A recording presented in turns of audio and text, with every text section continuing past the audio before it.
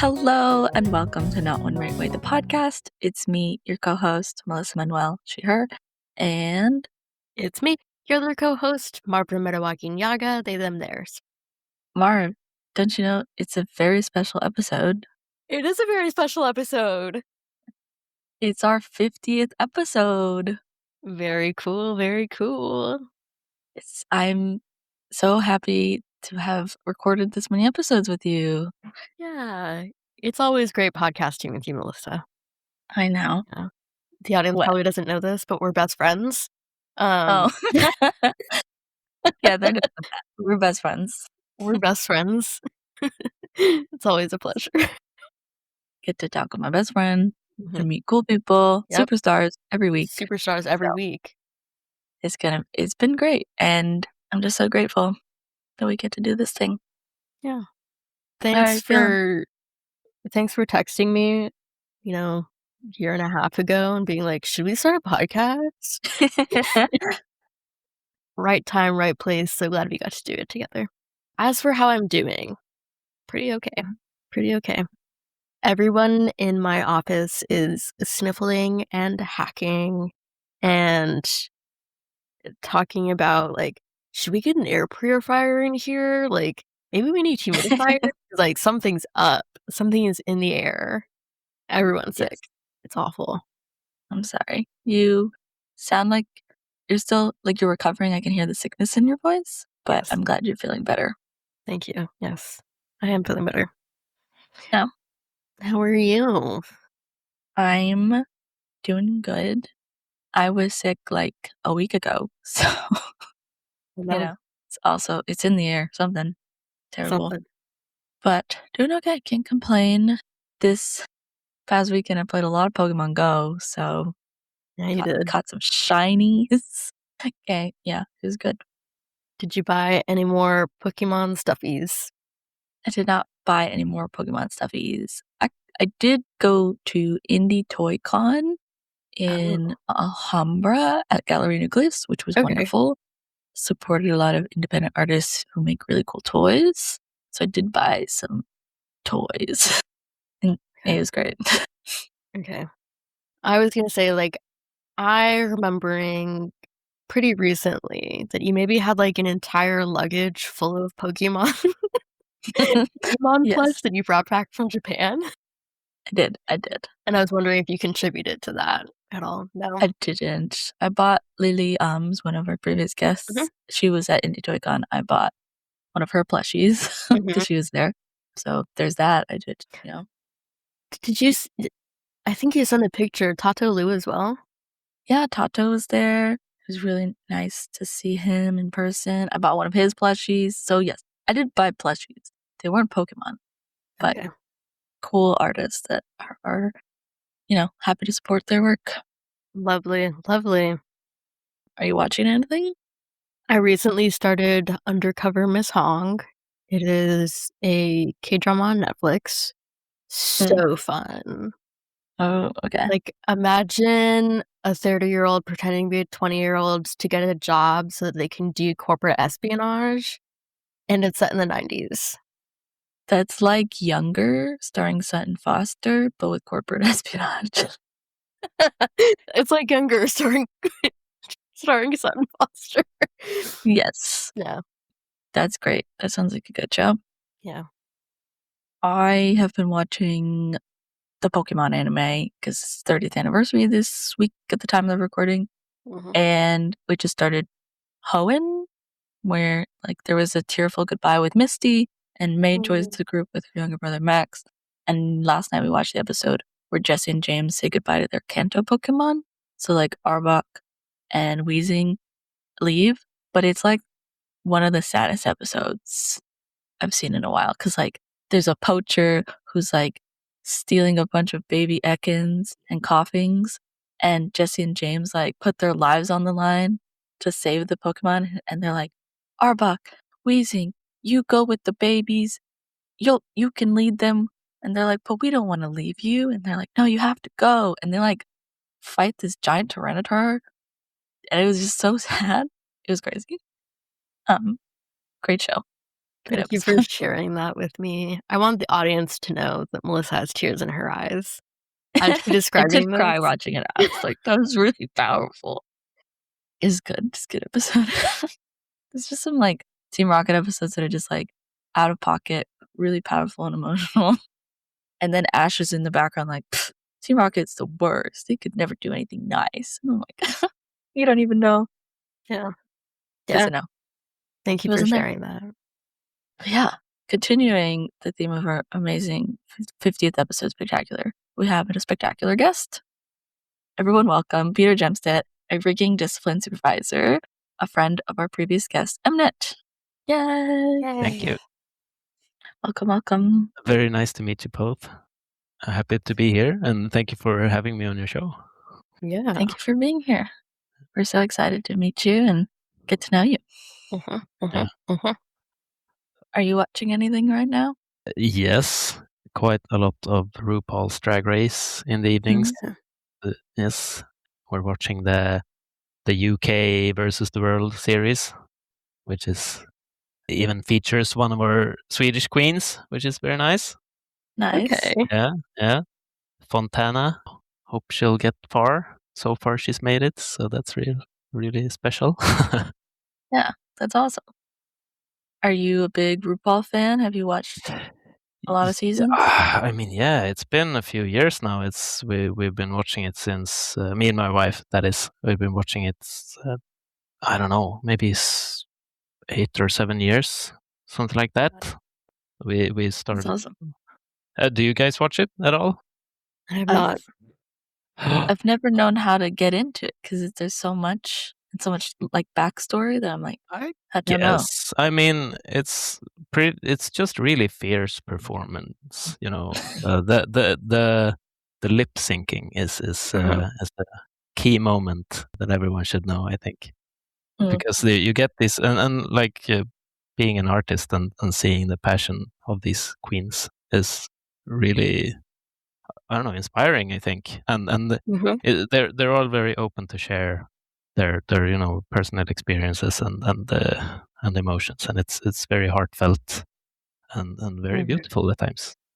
That's awesome. And sometimes it's just a lot of drama, of course. Yeah. But Which is great. Yeah, it's very entertaining at least. Yeah. Sounds cool. That's cool. Marv, would you like to start with our hard-hitting question? Yes. Peter, you may know this having been a listener, but I'm a social worker. A lot of times, let's start with the first traumatic experience you've had and then just work our way chronologically. Okay. Um, Oh, so my question for you is, what's your favorite childhood toy? my favorite childhood toy. That's a good question. What could that be? Oh yeah, no, I have it. It's actually kind of related to my job. It's this kind of a skeleton's glove where you pull on these tendons that's connected to these skeleton fingers, and they actually move like fingers, and it's surprisingly accurate to how the the body moves. Yeah, I'd say that one because it's actually very related to rigging. Right. That's such a poetic choice. Yeah, I know, right? I'm When not, did I'm you not, yeah, when did you not get faking this it. glove? Oh, I got it for a Halloween party in like elementary school. I went wearing this really too short sort of black robe, then had a sort of a rubber skeleton mask, and then this one glove poking out from the robe. It was amazing. Awesome. Yeah. We always joke that rigging is putting the bones in, so Yeah. that's very fitting. It's not a lie. That's pretty true. You put the bones in. Yeah. I put a lot of bones in. Yep. Yeah. Pretty much my everyday. I love that. Melissa, Marv, childhood. I'm pointing Sure. at you. Okay, I'll go You first. go first. Yeah. I have this stuffed animal that I call Christmas Mouse, and it was a claw machine toy that was at my sister's workplace when she worked at Killer Pizza from Mars. And one of her coworkers gave it to her for like a Christmas party. And she was like, "You just got this for the claw machine." And she was very upset about it. So she gave it to me. She re-gifted it. And I have it. And it at first really did smell like pizza. It really smelled like pizza. And now it smells. Killer Pizza from Mars, is that a real Yeah. place? Yeah. Does it still exist? Girl, it Sounds- shouldn't. I know It sounds like nothing. something out of a cartoon. Like, Yeah, I've never heard of it. I mean, it's like a local San Diego thing. I don't think it's like a chain or anything. Oh. Yeah. it's a cool name for a pizza place. For sure. Yeah. I'd go there. A lot of alien themed stuff. And mice plushies. And the mice plushies in the claw machine, yeah. It's very cute. And delicious pizza, I hope. You know, I never ate it. I wouldn't know. So you Why just not? had a stinky mouse toy. Just had a sticky mouse toy. I never ate it because my sister would be like, "I literally cannot stand being here anymore. Like, I'm not looking at pizza. I'm not thinking about pizza. When we get home, no pizza." And I was like, Oh yeah, of course. fair enough. Yeah. No pizza from there. That makes sense. Yeah. I guess I'll go. My favorite childhood toy, when you think about it, it's like I went through a lot of phases of favorite toys. So I'm trying to think of my favorite phase of toy. Will probably be, they were called Littlest Pet Shop. They were hundreds of them. They're all different little animals and they're bobbleheads. The funny thing is they were bobbleheads and they also had a little magnetic paw. But I loved them. I collected hundreds of them and I really liked playing with them. And I got really into the stories that I would build. And I'd be like, okay, they were presidencies and elections for different types of animals. So for a long time, the ducks were the presidents because I only had like 2 ducks, but they got voted out by the turtles, and the turtles were the best presidents. They were very good listeners and like had great policies, but eventually they retired because they're just too old. You know, they wanted to spend time with their grandkids, and then they got replaced by the horses. But the horses were more of like a popularity thing. They weren't like good at their jobs. They were just pretty. This is And amazing. so I loved doing that and like playing out these whole like dramas. I had like love triangles. It was so fun. Oh. I loved playing with them because I could do these like little shows with all of the creatures. Yeah. They were fun. Do you use that kind of storytelling today in your everyday, like your art? You say? When I wanted to be a writer, yes. But now I work in the background, do the producing. So, but I like to be creative in my own ways. So whenever I'm allowed to help out the creatives, I let that kind of stuff come out. It's like, let's make a fun story. Yeah. They're fun to play with. If anybody's curious, I also bring the stinky mouse energy to my job. Oh, sorry. Relevant to my work, definitely. I think all our toys echo our work. Yes. What does that mean? I'm kidding. Yeah. I think the most relevant one is the skeleton club. Yeah. Yes, for sure. I think so. But yeah, this is a great segue into the next part of our show where we learn more about you, Peter. Cool. Can you share a little bit about young you and whether or not you knew you always wanted to work in games, or did you have a different original career dream? I guess everyone, being a boy in the 90s, you were supposed to be sort of a Jurassic Park paleontologist or like a spaceman or whatever. I don't know if if that ever was a serious idea for me, but obviously I'm not that today. Yeah. But I think where I came from into this line of work was seeing 3D games for the first time. So I grew up playing, you know, the old 2D point and click games like Monkey Island and Police and what else?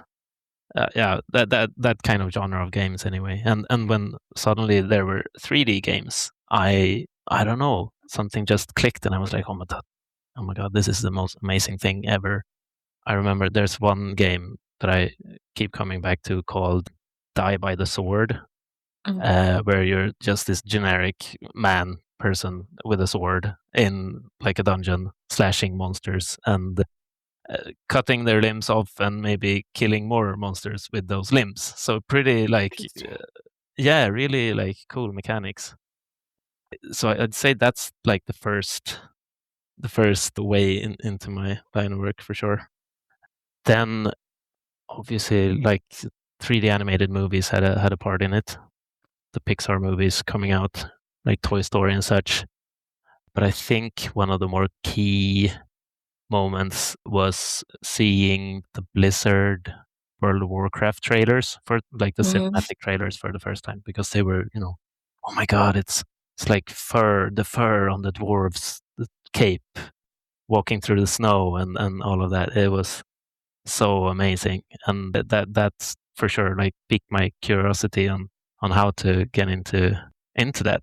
So yeah, that's sort of where I started for sure. Yeah. That was definitely a time of like so much new stuff was coming out. And it's like, is that a job? Is that something I can do? So how did you go about, did you go to school for animation or? I think following that release trailer of World of Warcraft, I was like, oh, okay, how do I actually do 3D? And a friend of mine at the time in high school, for my birthday, he gave me a small CD with like this really obscure 3D software. I still don't remember what it actually was, what the name was. I just remember you could go in there and like poke vertices around on a cube. It didn't lead to much at the time. I tried to get a little bit more. We had this kind of the course I went to in high school was called virtual graphics, I think. I can't remember. So long ago now.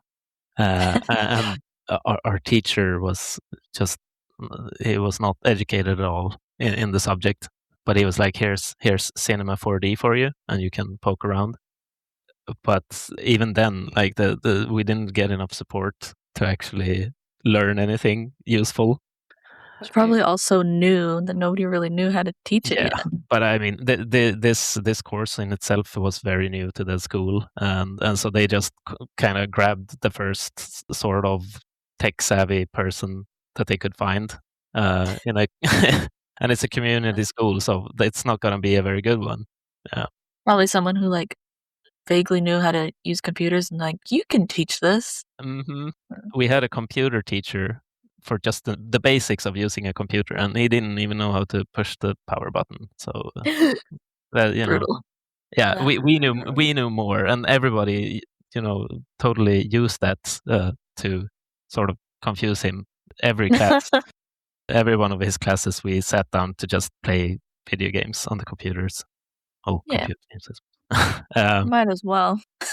yeah, and I mean, we probably learned more about computers doing that than listening to him. That was the time. Pretty magical. Yeah.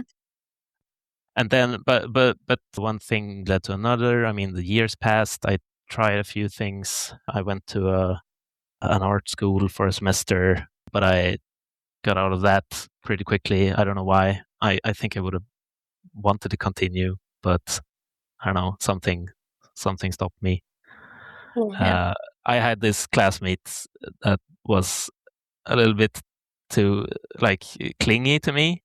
Like he wanted me to be his friend, but I wasn't too interested in being his friend. So, and then I was like, nah, I don't want to spend more time with him next semester. So I guess I'll just, wow, you make some strange decisions in your youth, I guess. Definitely. But I mean, in the end, it still led me here, so I can't regret that really. after that, I think I just found some like paper on these are the post high school educations you can look into, like vocational studies, and there was this course for just 3D graphics in Nakademin in Stockholm, where a 2-year education. You're expected to have an internship at the end of it and hopefully a job shortly after. So that's kind of where it got started for real. Unfortunately, that education ended in the recession of 2000, or what is it, 2011, something like that. Mm-hmm. And there were basically no jobs. Yeah. But I actually did manage to land a short contract for just as a generalist 3D artist to work at a small studio called Mad Crew. We made the environments for a movie called Lasse-Majas Detektivbyrå in Sweden. That's it's these two kids running their own detective bureau, and we were tasked to just build the 3D environments of a really like a small Swedish city, sort of. So a good start. Then, unfortunately, that job didn't last me long.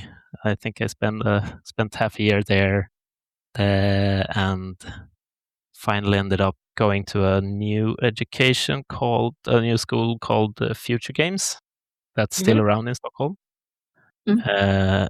And after a year there, the producer from Mad Crew contacted me and was like, "Hey, do you want a job at this new cool place called Bläck?" And I was like, "Yeah, sure. That sounds interesting." I came in for an interview, and he asked me if I wanted to be an environment artist there.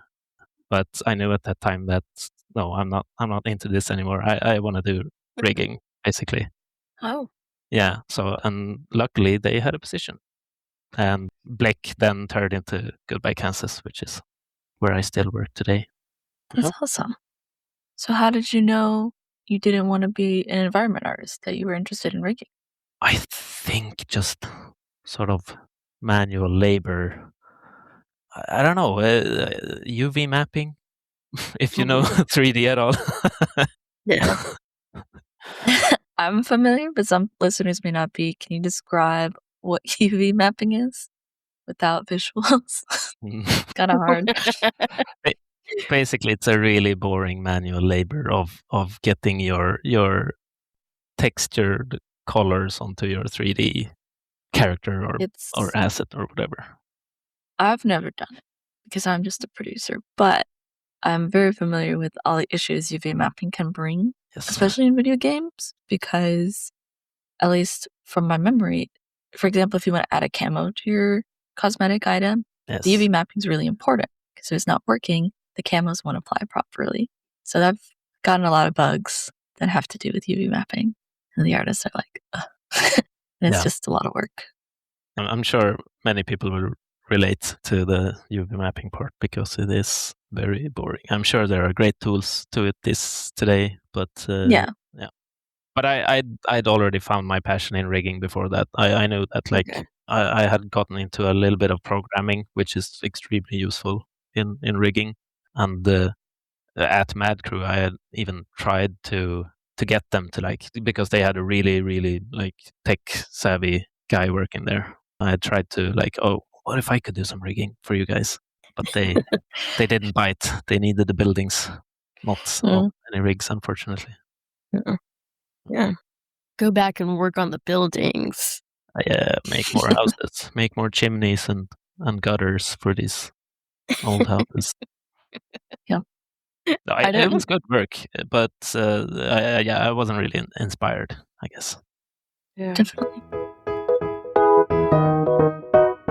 So we've always wanted to talk to someone who loves rigging and works in rigging because we have a very basic understanding, even me, someone who's worked in games. Do you mind doing a little more technical explanation of what it means to be a rigger and a technical director? Yeah. right today I'm in more of a managerial position than previous years, but my day-to-day is in this more of a lead role. Is more of managing the tools and managing the workflows for the artists that actually do most of the rigging. I still do some rigging on some shows. A thing you can do in rigging is that you can automate a lot of it, and then you need to make these, stable, nice looking tools, hopefully, that the artist can use to make the rigs happen. And so a lot of my day-to-day work is just like keeping those tools alive and making sure they don't bug out, so that people can keep doing the work faster, sort of. But if it's actual rigging, I don't know if should I like break it down from the start to the end of a project, maybe. Sure, that'd be sounds really cool to helpful. hear. Yeah. So usually we do a lot of cinematics for the games industry. Yeah, I've watched a So few. yeah, Yeah, that's pretty cool. yeah, I think so too. They do look pretty great. But was starting off. So we have a client. They have their characters that they want to show off, and usually we get sort of a package of characters that needs to be set up. First, we go into previs straight away, which is we just need to set the stage and kind of roughly find out where how much screen space are these characters going to get, and what cool features do the rig needs to appear their best. Because we don't have a huge budget, we kind of need to make sure that the work sticks where it needs to. So we need to focus our quality into certain regions, and you really need to block out the workflow from the start. And yeah, so we get these really like usually low resolution characters from the client, and we set them up by a template skeleton. So it's like, oh, let's just pick in this skeleton of a human, put in our this very human-like character, hopefully. Otherwise, it's going to take a little bit more time. Yeah. And then we fit the skeleton to their body and to our specifications. And then what you do next is you skin the mesh to the skeleton, so you may like tell which vertices of the mesh needs to follow which bone to what degree. So is that like telling each bone to follow each finger? You mean like the mesh being the like outer part of the model? Yes. So the model is made up of vertices, and between the vertices there are faces, which becomes the surface of the mesh. So we need to make sure that the animators can move these points, and obviously they can't move each individual vertex to make that happen. So you give much more, because some meshes are, well, all meshes are beyond the thousands of points, not just a few or Yeah. hundreds of thousands. So then what you do is you put in this basic skeleton where you can, if you move just the one joint, let's say of the index finger, it's gonna only move the points of the finger of the mesh, and that's done by skin painting, which is where you give weight to each vertex. So like if the weight is 1 for a vertex to a certain bone, then this vertex will follow that bone 100%. Okay. And you can make that super simple. Like you can have very few bones in your rig, or you can have many. And if you want stuff to look nice, you will have to make a more complicated rig with much more bones. And yeah, Very cool. Yeah. So what happens next after you so get all the meshes set up? Yeah, so since this is in previs, usually they are pretty like low res, not too dense meshes that we can just set up pretty quickly, and then the layout team and the art team can post the characters in the different shots where they're gonna be, so we can get a rough visual of what the show is going to be like. And this previs then leads into breaking down the shots into, breaking the showdown into shots that we set up for usually the mocap stage. Mhm. And ahead of mocap, we also have to make a rig for a software called Motion Builder. There are alternatives today to Motion Builder. It's sort of the tool that most people use in the mocap business to retarget, the marker data, the point data from a mocap suit onto the skeleton, and then to see that in your scene in 3D. Yeah. Yeah. So we need to set up the rig in a very special way for them.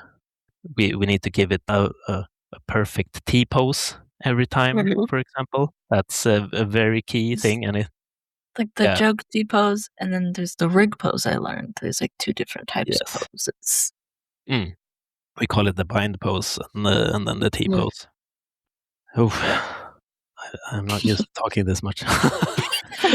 Sorry. Let's see. Where do we go on from there? Well, yeah, we set up our T pose, and the key thing in rigging is consistency. Like and that's the thing we work very, very, very hard at Goodbye Kansas, where we need to make sure that once we've received the character, the design of that character doesn't change.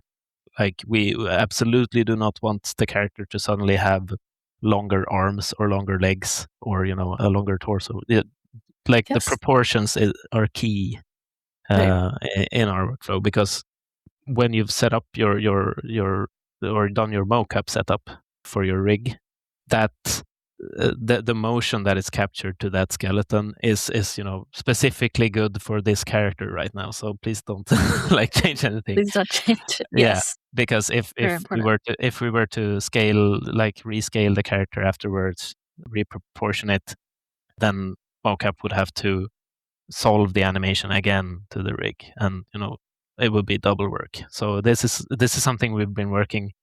It's very good these days, but when I got started, the design would change constantly, and the mocap people would be very mad. Yes. Yeah. That would be a lot of work. Yeah. So once we've done our mocaps setup, it's pretty that's when we feel safe, because that's sort of a stressful moment. We usually have very little time from when we first receive these assets, the characters or whatever we're putting onto the stage, until the shoot happens. It's only usually a few weeks. Sometimes it's just a couple of weeks, and if you have a set of 5 or 6 characters, that can make it very hectic. Yeah. Next up, after the mocap, we start making control rigs for these skeletons. Basically, moving the points is out of the questions. Moving them by hand, like animating, you don't do that. So what would you animate the joints, the bones of the rig? No, you would not, because that's the way the maths work in 3D. It's not very user friendly, let's say. So what we do next is we design a control rig, and this is based off of sort of an industry standard-ish. You can make things in many different ways, but there are ways to set up a control rig that most animators are comfortable and used to working with, at least.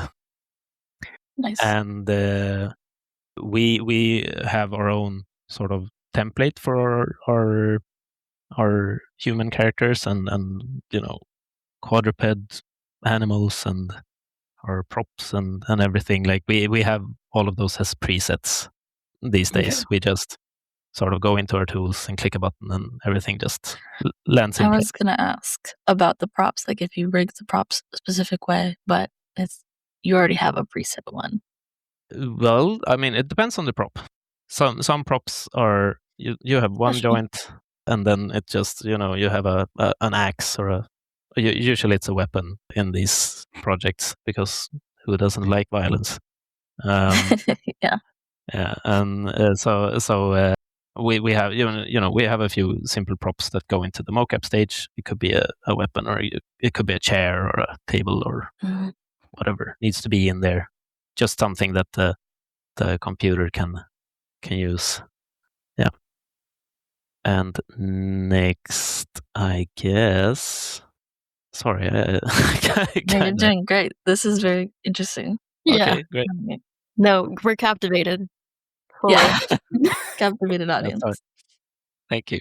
So yeah, we've done our mocap. We've set up the controls, and as I said, like the control rigs, they are sort of the user interface for your animators, and they need to look good, because what you do is you create a control in the scene, which is like, okay, you need a certain control to move the arm, and then you'll have a control for each bone in the arm. But what they are in the scene is just a little object that you can grab and you can rotate and you can move it around, which then moves the joint. The problem there is that even then you need to design something that it's easy to look at, and with so many controls for one character, it can become just a big mess. So you kind of need to have an eye for design in a way. Rigging is such a wide like area of work where you need to be really technical. You need to be pretty artistic. I mean, you need to make this character deform in a way that's pleasing to the eye, and then you need to be a freaking tool designer and Yes. and a designer for the controls that we produce, and then you need to be like tech support and emotional Definitely. support for the animator. Yeah, there's just a heap of things to know going into I this. agree. Yeah. I feel like I relied on rigging so much because, like you said, it was if I ever had a tech issue, I was like, I guess I'll ask rigging. But rigging already had so much going on because you had to do your main job. But you were also making tools, and I feel like for anyone that doesn't know, it's tools often means like programs to make the artist's life easier, like just automations that will remove manual work. So I don't know, you just do so much. You're a little bit of a backbone. Yeah, we do so much, and most of it is actually done in the background. So we don't really get a lot of recognition either. Yeah. It's I think when I truly like realized what rigging was at Future Games, where we had these really small game projects, and they kind of assigned us like, oh, you're the artist, you're the programmer, and so on. And I was kind of almost literally the translator between the artist and the programmer, because they didn't understand each other at all. And then I actually, produced the medium between them, so that the animators could animate the characters that a modeler had made that would then end up in engine. And I just found that really rewarding, because they did, they really appreciated the work, and being sort of the center of that just the center of production in that way was really exciting, and not something I expected, because you kind of need people skills to do rigging, I think. Okay. At least if you're in a lead role, I'd say. Yeah. So jumping back in your story a little bit, when you started at Bläck, which became Goodbye Kansas, you were the only rigger? Is this correct? Yeah. We had there was one person who is now part of the pipeline team, making just everyone's everyday pretty much easier. But he had been assigned the rigging job, but I don't think he wanted it, because obviously they let me have that position pretty quickly. Right. Yeah. So yeah, no, I landed the rigging job at Bläck, and it's crazy, because I I come from, playing a lot of RPGs growing up, like Baldur's Gate and Dragon Age and this and that. And then like one of the first jobs we landed was Dragon Age Inquisition, making Wow. the trailer for that. And that blew my brain. Well, Yes. that was really, really fun. And back then I made all of the rigs for the characters, and I also, simulated the clothing. Yeah, That's amazing. I did everything. And I don't know how I did it because I knew very little compared to what I knew now. Yes. I loved on your LinkedIn, it says, I started off at Goodbye Kansas as green as a spring leaf when it came to rigging. Yeah, pretty much. So beautiful. Little leaf. I've been thinking I should change that description, but I guess I can keep it a while longer. I like it. Approved. Oh, nice. I think, well, at least here at Not One Right Way, we love rigging. We love to champion it and support it. So you're seen here. Yeah. And Thank you. we appreciate the work you do. That was a bit of a tangent, I suppose. Should I get back to the describing the work? Yeah. I was just so you're describing all of these pieces, like you get, the crunchiest JPEG and you make it into a moving person. And there's elements of like, the programming and the tool development and the artistry behind it. And at one point you were doing all of this for, multiple different projects. Oh yes. Right now we have so many projects. Unfortunately, we lost one of our artists to she's moving to Australia, and it's we love her and we support her, but we miss her because there's so much work. Yeah. Yeah. Oh, it's like So we're happy challenging. for you, sad for us. Exactly. Yeah. No, but it's super exciting.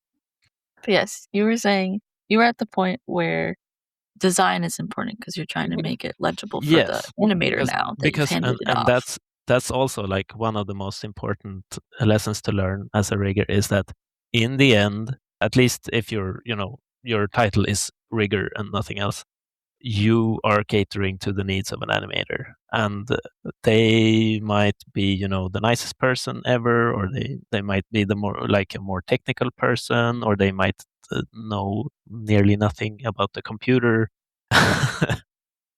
No shade on the animators, they're amazing, all of them, but each and everyone needs to be sort of treated differently, and helped differently, and that's sort of where the people skills come in really handy for sure. And all of them have different wants and needs in the rigs. Some people might be like, oh, but if I pull this control, I want the tail to do it this way, and the other one says, no, we should have it that way. And then like, guys, you need to you need to decide between yourself before making this request, because I can't make both. Fine. Yeah. So, but I mean, that's having worked at Goodbye Kansas for so long now. We've sort of ironed out most of the basics of the rigs. So these days there are few complaints. Oh, I hope, at least I hope they are being honest enough with us to come to us with more requests. But sure. But yeah, you make a rig and you need it to be easy to work with. Like, oh, I need to achieve this certain shape of the body in a way, and I need it to be easy to do so with as few controls as possible. And sometimes you need a really, really technical solution for that. For example, we had this development task going on for a long while, which was just a rig for the neck, because how to start this off, it was such a big thing for a while. We had an artist come in and who said like, oh, we need to improve the way the neck deforms in our projects. So let's just change what we have. And we used to have 3 joints, 3 bones in the neck. And the animators had learned by this time to just have one control for each joint in the neck. And then they would pose these up and to make the neck do its thing, sort of, very roughly. It wasn't really high quality back then. And turns out making it a neck that works in motion capture and by the animator's requests for, we just want the one neck control for the head and nothing else. And we want maybe one control down at the base of the neck and nothing else. It's really, really difficult. And I've gone into so many iterations of this. And I think it took me, I don't know, 2 years to finally come up with a good solution that I'm pleased with, at least. And so far no one has complained. So it's and in the end, when it works. People aren't gonna complain, but they might not see the huge amounts of work, the suffering that went into this. Yeah. It's a labor of love. Yeah. To make that neck look flawless. Yes, exactly. A fierce neck. A fierce stoic. Yeah. So yeah, and this is rigging for you. You try to make a really nice, easy to work with rig for the animators, and in the end they might hate it, but they'll have to do the work anyway because you have a project to carry out. So Yeah. hopefully you're able to make something that they can work with, and then they use the rig in the shot. They start animating it in some this is where we get to the next stage. You start seeing the rig in its context where the character moves. For example, we had a cat rig that was going to do yoga many years ago. Cute. Yeah, Love it. Love. you couldn't really realize until you saw the cat go down into a split, or yeah, and you realize that cats probably shouldn't do that because it doesn't really look good.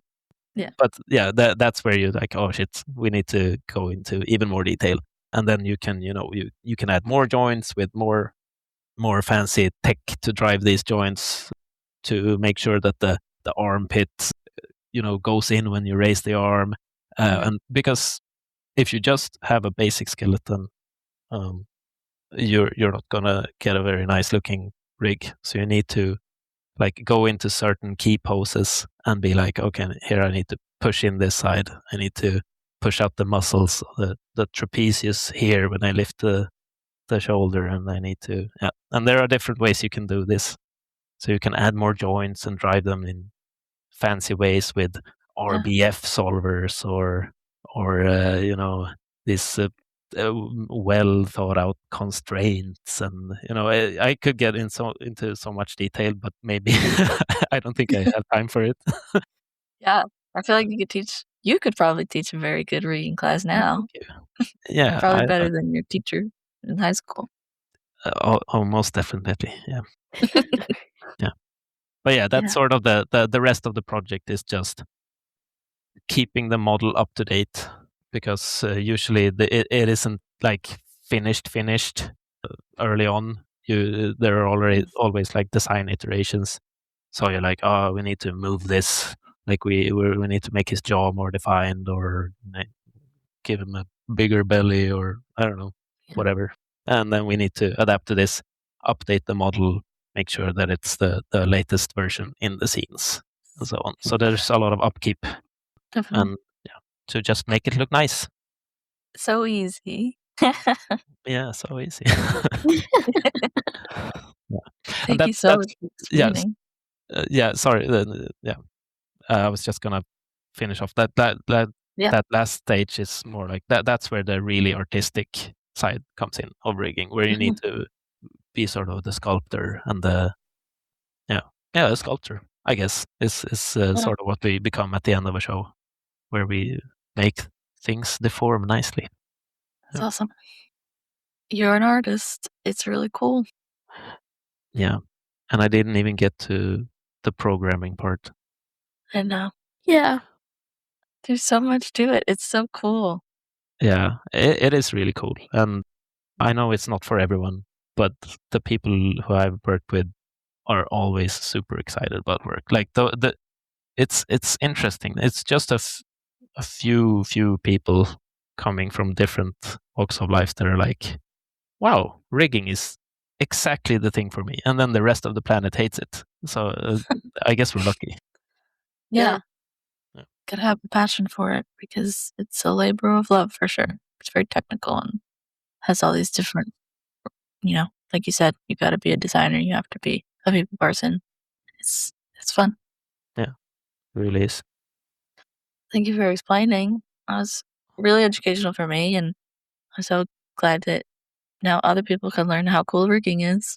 Yeah, I hope I represented it okay. I'm not sure. Felt a little bit disjointed, maybe. There's so much things you can learn about rigging. Yeah, but thank you. We appreciate it. Well, thank you. For our last question, do you have any advice for people who do want to become a rigger? I would say, I mean, this worked out for me. Having a small project to work on where you actually work with an animator and where the rig ends up in a context where it's supposed to look good. So like a small games project, or if someone's making a short film or something like that, that's my recommendation. And like, we all want to get paid, but if you want to get good at rigging, you need to do rigging. Oh, and like what we look for usually in riggers joining us is that they have some programming knowledge, because it might not be needed everywhere, but we really love when people can write a little Python script to basically do everything much faster. Yeah, That makes sense. it does. Well, thank you so much for sharing a little about yourself, a lot about the pipeline, and some advice for future riggers. Yeah. Thank you so much. A shout out to all the riggers out there. You're doing Yeah. amazing. Shout out to my teachers, like maybe not the guys at high school, but I've had some I've had some good teachers along the way. Yeah. Feel free to shout anyone out. Oh yeah, if Jimmy Johansson listens to this at some point, I never gave him enough credit. He for sure like got me started into how to do rigging using Python and Hmm. making your own tools. And he was actually my boss for a short while at Goodbye Kansas, for short, I don't know, 2 or 3 years. And he set sort of the baseline for what our rigging tools should be, and they still live on today. Not Wow. the same, but they follow the same concept. So he deserves a lot of credit, I think. That's awesome. Yeah. Thank you so much. And I appreciate you coming on the show. So, Thank you for having me. It's been a Yeah. pleasure. 50th episode. Yeah, I feel honored. Yeah. We appreciate it. I hope you have a lovely rest of your day. You too, guys. And you have a full day ahead of you, right, in LA? Yeah, Let's go start our work days. Yep. yeah, exactly. I'm happy you could squeeze me in before getting to do the bread work. Yes, we're happy to. It's a good way to start the day. Absolutely. That was our conversation with Peter. I love learning about these like behind the scenes kind of technical positions. It's like, who would have thought, you know? That was so much fun. Mm-hmm. I learned a lot, I think. Yeah. I didn't realize how much went into it even. Right? Yeah. It was very thoughtful of them to explain it in so much detail. So True. thank you, Peter. Our 50th episode spectacular. So much lore. Woo! You know what I'm gonna say? Another superstar. Another superstar in the books. Hell yeah. I'm just kind of surprised. Like, I didn't even realize we've met 50 people. That's amazing. Here's to 50 more. Here's the 50 more. Clink. Clink. That was me and Melissa clinking our glasses together. Our imaginary glasses. It is 9 a.m., so I'm not going to be drinking anything other than water. Yeah, well, I got my coffee. Oh, that's nice. Okay. Thank you all so much for being a listener for 50 episodes. Yeah. Means a lot. It's been so fun. Thanks for podcasting with me, Melissa. Thanks for podcasting with me. Please leave a review on Apple Podcasts saying something like, wow, 50 episodes? That's crazy. I love listening to this podcast for 50 episodes. Mm-hmm. I've listened to all 50 episodes. They're all great. Everyone a superstar. Everyone a superstar. And please remember to tell a friend to listen. It's never too late to start listening, you know? There's no order, to be honest. Mm-hmm. So now's the time to start sharing the show with your friends, your family. Share it with your friends, your family, your boss at work, your boss not at work. Your rival at work. Yes. Arch enemy at work. And this is how it becomes an enemies to lovers plot, because they actually end up loving the show and then you start talking about it all the time. And so it's enemies to lovers plot. You read my mind. That's exactly what I want for all of our listeners, an enemies to lovers plot. Me too. And then you email us and you tell us it worked. Yeah, send us an email. Send I us haven't an got an email. email in a while. So send us an email. Tell us onerightwaypod@gmail.com. Tell us who's been some of your favorite guests. And our cover art's by Les. This episode's edited by Marve. And remember, there's not one right way to play games in class when your teacher can't actually teach you how to use a computer. There's not one right way to be the only rigger at an animation studio. And there's not one right way to make 50 episodes of a podcast. Aw. I love you, bestie. I love you too. Bye. Bye.